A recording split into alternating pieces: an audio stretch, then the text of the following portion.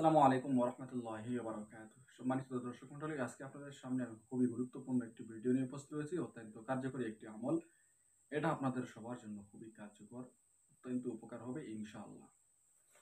তো আমলটি হচ্ছে আল্লাহ তাআলার একটি হিফাজতি নাম, আর একদম সহজ একটি নাম, যেটা হচ্ছে ইয়া বাতিন। এটা পাঠ করে আপনি অজানা কোনো কিছু জানতে পারবেন। এটার মানে এটা নয় যে আপনি গায়েব জেনে ফেলবেন।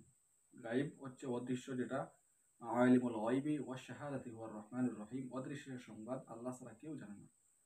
আল্লাহ কোরআনে এসে বলছেন আল্লাহ ছাড়া কেউ জানে না। এখন যদি আপনি বলেন কবিরাজে বলে দেবে, কবিরাজের কাছে বলেন যে ওই মানুষ কোথায় আছে বলে দেওয়ার জন্য, এটা আপনার হবে মূর্খতা।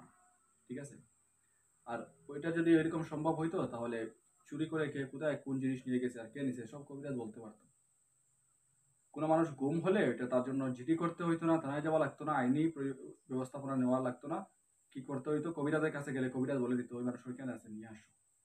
এসব হচ্ছে মূর্খতা। যাই হোক, আমল তাইলে এখন আপনি আমল করে কি করবেন?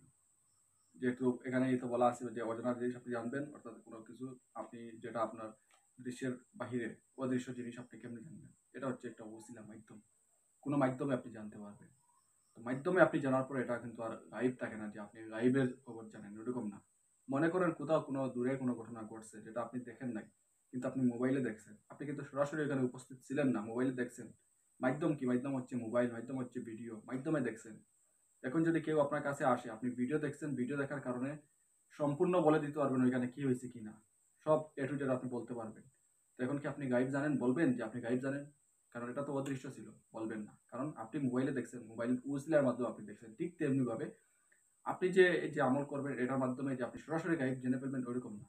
আল্লাহ তাআলা কোনো উসিলার মাধ্যমে আপনাকে এটাকে জানাইবেন, এটা স্বপ্নে হোক অথবা আপনার দিলে বারবার একটা ইঙ্গিত দেবে যে ওই কাজটা আপনার জন্য কল্যাণকর হবে। দুটা কাজ আপনার সম্মুখীন হবেন, কোনটা করবেন কোনো ধারা দিশা পাচ্ছেন না, তাহলে আপনি এই আমল করতে পারেন, ইনশাআল্লাহ অত্যন্ত ফল পাবেন, সঠিক সিদ্ধান্তে উপনীত হতে পারবেন।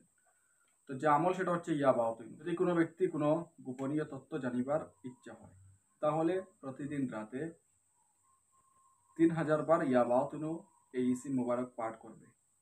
তাহলে স্বপ্নের মধ্যে 7 দিনের ভিতরে গায়েব হতে তাহার খবর হইয়া যাইবে। তো এটা আপনি পাঠ করবেন 3000 বার প্রতিদিন রাতে। মাগরিবের নামাজের পর থেকে আমল শুরু করতে পারেন, কোনো সমস্যা নাই। এক বৈঠকে পাঠ করতে হবে না।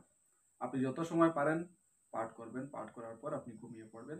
ওই ঘুমের মধ্যে আপনি কোনো কিছু জানতে পারবেন। 7 দিন পর্যন্ত আমল করবেন। 7 দিন আমল করার পরেও যদি আপনি ঘুমের মধ্যে কোনো কিছু না জানেন, তাহলে আপনি এটা একটু চিন্তা ফিকির করবেন। আবার আমল করবেন এবং চিন্তা ফিকির করবেন যে আপনি কোনটা করবেন বা ওইখানে কিরকম কি। অর্থাৎ যে জিনিসটা আপনি অজানা জিনিস জানতে চাইতেছেন, আপনার দিলে আল্লাহ তাআলা ঢেলে দিবেন এটা কিরকম কি। ঠিক আছে? তো আমলটি আপনি যেকোনো দিন থেকে শুরু করতে পারবেন, কোনো সমস্যা নাই। আমলটি আপনি শুরু করে দেখুন। হতে পারে আপনি যেদিন আমল করবেন সেদিনই উপকার পেয়ে যাবেন। সেদিনই আপনি স্বপ্নের মাধ্যমে হোক আর আপনি কোনো ভালো ইঙ্গিতের মাধ্যমে হোক আপনি বুঝে ফেলবেন ইনশাআল্লাহ। ঠিক আছে? তো ইয়াকিন ঠিক রেখে আমল করবেন, তাহলে ফল পাবেন। এরকম ইয়াকিন নিয়ে আমল করবেন যে আজকে যে আপনি আমলটি করতেছেন আজকের মধ্যেই আপনি রেজাল্ট পাবেন। এরকম ইয়াকিন নিয়ে আপনি আমল করবেন। ঠিক আছে? ইনশাআল্লাহ অত্যন্ত উপকার পাবেন।